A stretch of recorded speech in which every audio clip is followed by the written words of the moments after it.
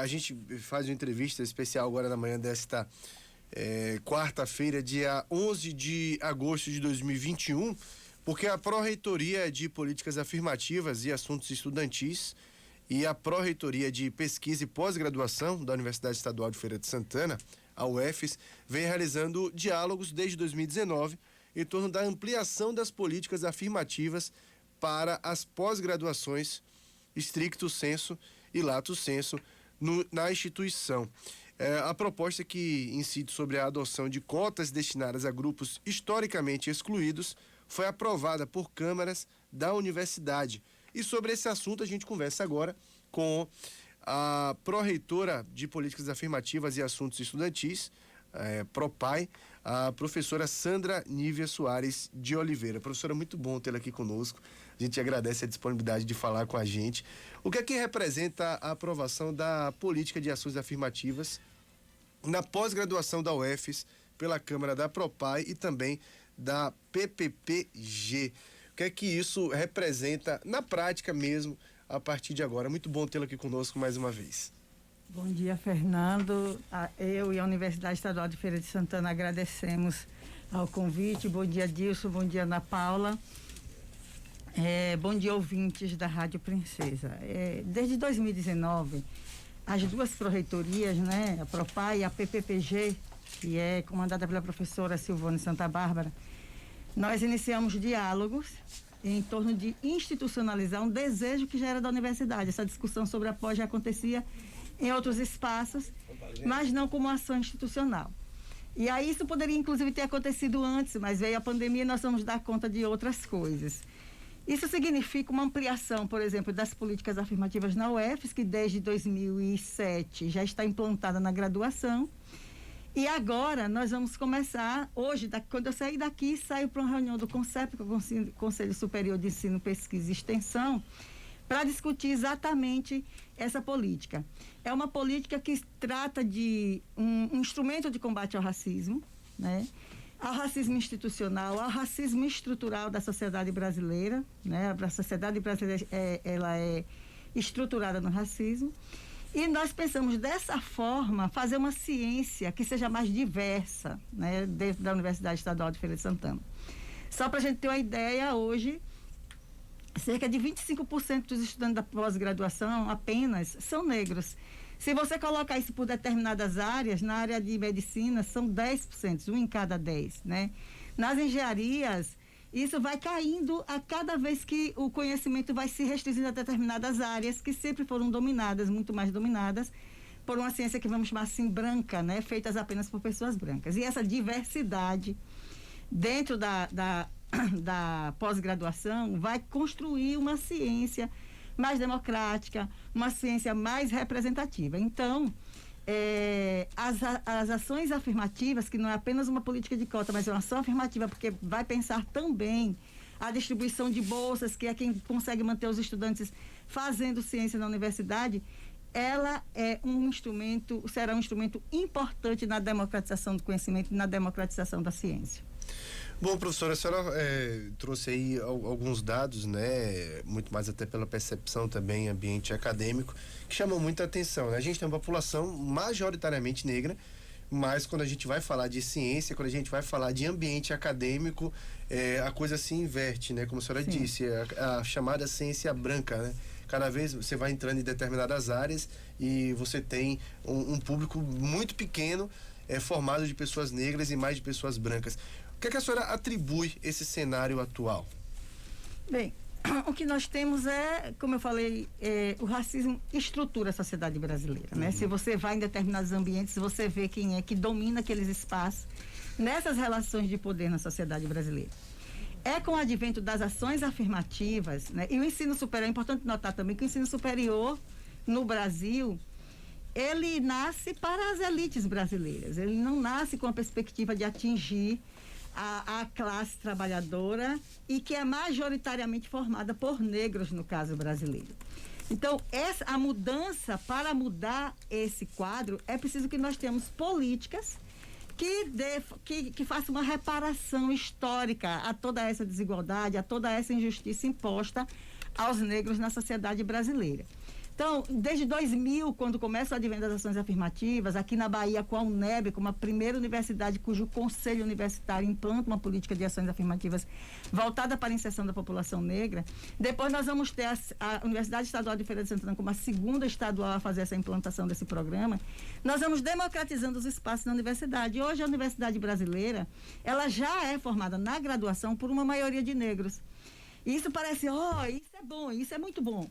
Mas quando a gente faz um tratamento desses dados e vai observar a inserção da população negra em determinadas áreas, nós vamos vendo como determinadas áreas do conhecimento acadêmico, elas são guetos ainda, vamos dizer assim, segregados, e a gente, com a política de ação afirmativa que nós vamos fazer isso, que nós estamos, na verdade, fazendo isso. Então, a universidade, inclusive, amplia a sua política de 2007 em 2019, ela amplia, incluindo outros grupos historicamente excluídos, e essa mesma perspectiva de inclusão, ela vem para essa proposta de ação afirmativa na pós-graduação. Então, é um cenário de muita luta, mas nós estamos vendo algumas conquistas importantes, e a aprovação dessa política é uma outra conquista importante para a população negra. Bom, professora, a gente sabe que a própria UFES, assim como outras universidades estaduais, tem uma gestão que a gente pode dizer plena praticamente, né? Claro, utiliza recursos públicos, afinal de contas é uma instituição pública, mas gere a sua administração, gere a sua forma de fazer.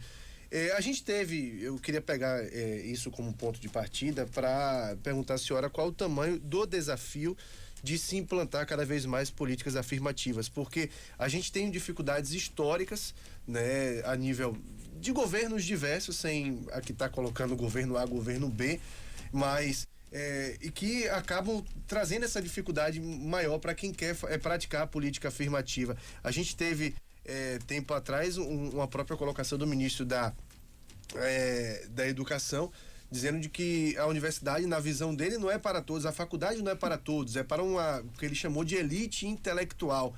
O quanto que o desafio aumenta por falta de, muitas vezes, interesse público, interesse de políticas públicas mesmo, de quem gere governos, e aí eu vou falar mais uma vez, historicamente no Brasil, acaba aumentando essa dificuldade. Essa pergunta ela é excelente, né? Um primeiro desafio que me coloca é a gente separar, assim, é dizer que uma política afirmativa ela é muito maior do que as cotas, né? Do que a quantidade de negros e de outros grupos sociais que vão adentrar na universidade. Porque ela implica na permanência desses estudantes na universidade. Porque, observe, a nossa política tem um recorte social que é da entrada dos estudantes da escola pública. Nós sabemos que a escola pública é a escola dos pobres no Brasil. E os pobres no Brasil têm cor. A maioria da população pobre brasileira é majoritariamente negra. Então, significa que quando a universidade ela abre as portas para a entrada majoritária desse grupo social, ela precisa de recurso para que esses estudantes permaneçam. Porque não basta entrar. Tem que entrar, permanecer e sair com uma formação de qualidade para enfrentar o mundo do trabalho, que é maior do que o mercado, né? Tem outras implicações. Então, nós temos estudantes que precisam comer. Então, é preciso investimento no restaurante universitário para que esses estudantes tenham alimentação gratuita, em alguns casos de altíssima vulnerabilidade, e de redução de custos para outros estudantes. Muitos desses estudantes vêm de lugares distantes da sede da UFES, que é a Feira de Santana. Eles precisam de um lugar para morar. Daí a necessidade das residências universitárias, e a UFES tem duas, né? Tem a residência que nós chamamos da resi tradicional, e nós temos uma residência para indígenas. Também é preciso de bolsas, de um auxílio, na verdade, um auxílio financeiro, para custear outros gastos. Existem compras de livros, xerox, material escolar e a própria sobrevivência do indivíduo mesmo, para que ele tenha uma qualidade para ficar ali. Então, para além de que nós chamamos do tripé da assistência estudantil, que é casa, comida e auxílio financeiro, ainda temos uma outra questão importante na permanência estudantil, que é uma ação, uma política, digamos assim, pedagógica dentro da universidade. Os estudantes de escola pública, eles vêm para a universidade acompanhados de uma deficiência que não é deles. é uma deficiência da escola pública e quando eles chegam em determinadas áreas, eles penam muito para avançar no curso. Então, esses estudantes, eles precisam mesmo de um acompanhamento pedagógico que nós ainda começamos a iniciar um diálogo com os colegiados para pensar isso, mas a pandemia chegou e se atrasou um pouco, mas nós estamos retornando em breve. Quer dizer, até mesmo a educação de base precisa ser corrigida no momento que chega na universidade. Sim. São muitos desafios, porque o estudante pode passar no curso de área, de determinadas áreas, e ele não tem condição de permanecer porque ele não consegue acompanhar. Isso tem a ver, digamos, tanto em nivelamento de conteúdos, mas também isso tem que provocar uma mudança na própria prática pedagógica e no próprio percepção do professor daquele estudante. É preciso entender que ele não é um fracassado, porque ele não é um fracassado. O que faltou a ele foi a oportunidade de se tornar um estudante que tivesse a mesma condição do estudante que estuda, por exemplo, na rede privada. Então, os nossos desafios são muitos e por isso mesmo requer um grande investimento. E essa fala infeliz do ex-ministro da Educação de que a universidade é para uma elite intelectual revela de como o racismo estrutura a nossa universidade. Porque as elites intelectuais brasileiras foram historicamente brancas, pensando o Brasil para uma população majoritariamente negra. Então, nós não temos representatividade nesse sentido. Isso é uma fala racista e é uma fala também sexista, porque a maioria dos cientistas, além de brancos, eram homens. E as mulheres, os negros, os indígenas, a população LGBTQIA+, os ciganos, quilombolas, eles estão, e outros indivíduos, outros sujeitos sociais, estão fora dessa universidade, que foi pensada para uma elite branca e masculina. Bom, professora, a senhora falou das dificuldades aí, né, que são imensas, tanto de acompanhamento como muitas vezes financeira, de ordem financeira mesmo, né, para que essas pessoas que precisam ser cada vez mais incluídas na universidade se mantenham nela, né, seja questão do próprio material para o estudo, moradia, alimentação, tudo isso. E a gente vive um momento ainda mais complicado, que é o momento de pandemia, né? A gente vive uma pandemia há mais de um ano, na qual a gente teve a parada da educação no país por um bom tempo, depois uma retomada de forma gradativa, de forma semipresencial. Agora escolas começam a retomar aulas presenciais ou semipresenciais, como sejam. Em ambiente de universidade, como é que isso deve funcionar para os próximos meses e anos, até para essas atividades também, que ela tem um custo, porque, veja só, se um aluno tem dificuldade de comprar material, de arcar com xerox, muitas vezes pode acontecer de ele não ter um computador, não ter acesso à internet, não ter como também ter aula virtual. Como é que está se pensando essa questão? Primeiro eu quero dizer que a Universidade Estadual de Feira de Santana não parou nem por um minuto, né, durante a pandemia, né? Houve um primeiro momento de uma suspensão das aulas, né, de forma geral, mas nós continuamos com a pesquisa, com a extensão, com a pesquisa inclusive sobre a Covid, com a organização, sistematização do conhecimento sobre isso para ajudar a pensar, com o trabalho com prefeituras, fornecendo material, produção de álcool em gel, EPIs e tal. A gente não parou. A Universidade Estadual de Feira de Santana não para.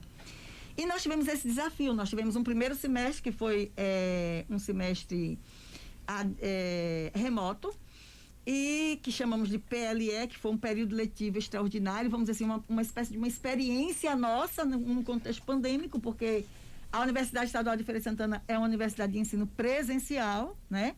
E nós não tínhamos essa experiência do ensino remoto. Então, fizemos uma ampla discussão com a comunidade acadêmica, discussão nos conselhos, e nós colocamos um PLE ainda em 2020. Para essa primeira experiência, nós buscamos, juntos ao governo do estado, com argumentos, inclusive, assim, que parte do dinheiro investido na assistência estudantil, que é, por exemplo, o restaurante universitário, que não estava sendo utilizado, isso precisava ir para assistência estudantil. E, naquele momento, nós abrimos um edital para auxílio digital, que era para pagamento da internet, no valor de R$80 mensais ou R$480 mês, para que o aluno pudesse pagar uma banda larga. Isso chegou a um número de alunos, mas assim, a gente vai encontrar outras dificuldades, por exemplo, nós vamos ter alunos que estão em pontos cegos de acesso à internet. Essa internet não vai chegar nunca lá, né? Porque a desigualdade, ela ela estava o tempo todo e ela se torna mais visível, espantosamente mais visível na pandemia, né? Mas ela estava o tempo todo lá. Bem, então, depois disso, nós tivemos, já semestre passado, primeiro semestre de 2020.1, já em atraso, e aí nós lançamos edital de auxílio digital, que continuou nesse valor de R$480 mensais, ou semestrais, e também o auxílio tecnológico no valor de R$1.200, que dá ao aluno o direito de comprar equipamento, peças, manutenção para equipamentos para assistir às aulas.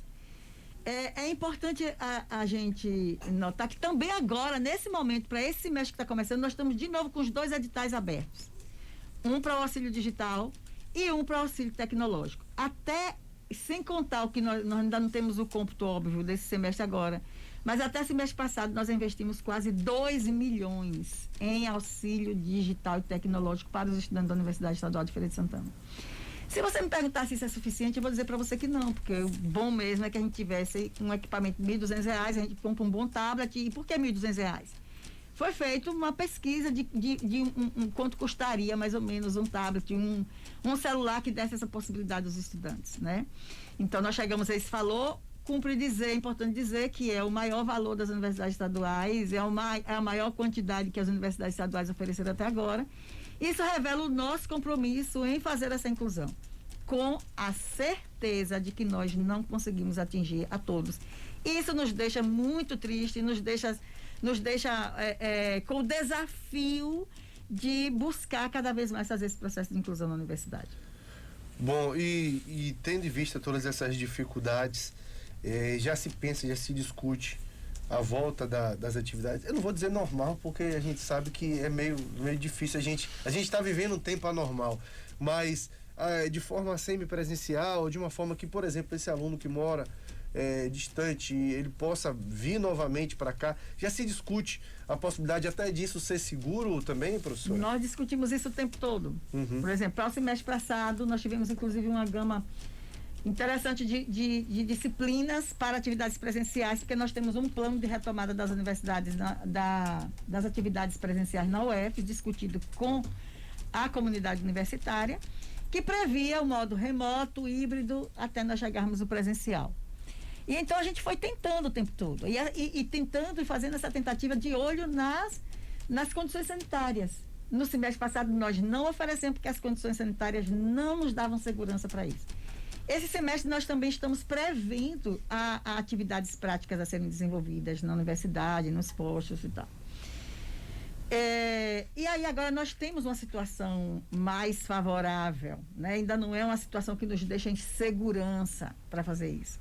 Mas com o uso de protocolos que estão lá no nosso plano, a universidade ela foi adaptando seus espaços para fazer isso, com dispensers, com pias que estão pela universidade inteira, com reorganização dos espaços para garantir uma distância. Então, nós estamos muito otimistas que também o avanço da vacinação, ela pode dar essa segurança, o que não significa dizer que nós não devemos estar atentos aos índices sanitários, que nós não devemos estar atentos a um processo pedagógico mesmo formativo da necessidade do distanciamento, do uso de máscaras, para preservar a vida mesmo.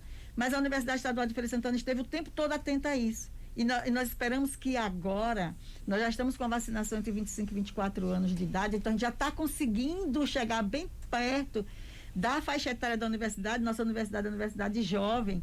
Então a gente acredita que com esse plano de vacinação, em breve, esperamos que estejamos com a população toda vacinada para que a gente possa voltar plenamente, mas nós já estamos planejando, obviamente, dentro de protocolos que garantam a vida. Professora Sandra, eu quero agradecer a presença da senhora aqui e desejar sucesso. A gente sabe que praticar política pública inclusiva, política inclusiva, seja ela qual for, é um desafio muito grande, né? Mas que siga firme com isso, porque é muito necessário. Eu tenho dito sempre e com muita tristeza, que a coisa pública vem caindo muito no descrédito da população, porque vem caindo também muito de qualidade em muitas coisas. Mas a universidade ainda é aquela coisa uma das poucas coisas públicas que um pai tem orgulho de dizer assim: meu filho estuda em uma universidade pública, meu filho estuda na UF, estuda na UFBA, estuda no UFRB, estuda na UESC. Sabe, aquele orgulho que o pai ainda tem, né, de dizer: não, meu filho estuda na universidade pública. A gente espera honestamente de que isso continue, porque para que a gente até não perca também as esperanças em coisas públicas, né, que as outras também se reergam. A própria educação de base que a senhora falou, né, também volte a ser o que era antes, no tempo dos meus pais, né? Falavam tanto que colégio particular era PP, pagou, passou. Hoje é o contrário, infelizmente, né? Quem consegue uma condição de vida um pouco melhor vai pagar o colégio particular para ter um ensino de qualidade. Que volte tudo a ser o público, porque a gente já paga por isso, para que a gente não pague de novo. Então, sucesso aí. Eu sei que o desafio é muito grande, mas que a senhora e toda a equipe da universidade logrem êxito nessa política cada vez mais inclusiva. Forte abraço. Muito obrigada, eu quero agradecer, dizer assim, Fernando, essa discussão sobre a qualidade da escola pública dá uma outra conversa, porque assim como a universidade, ela também não nasce para os pobres, especialmente o ensino secundário, que é o que dá acesso à universidade. Mas dizer assim, para que a universidade pública continue de pé, a gente precisa de uma população mobilizada para defender a universidade pública. Porque a universidade pública, por sua ousadia, por sua democratização, por sua forma de chegar aos mais pobres, ela é o tempo inteiro atacada. E nós precisamos defender a universidade pública para que ela seja realmente do público, seja a universidade do povo, como que é a Universidade Estadual de Feira de Santana, que se constrói como uma universidade pública, gratuita, de qualidade e socialmente referenciada. Tá ok, forte abraço. Começamos muito então obrigada. Com a professora Sandra Nívia Soares de Oliveira. Ela é pró-reitora de Políticas Afirmativas e Assuntos Estudantis da UFES.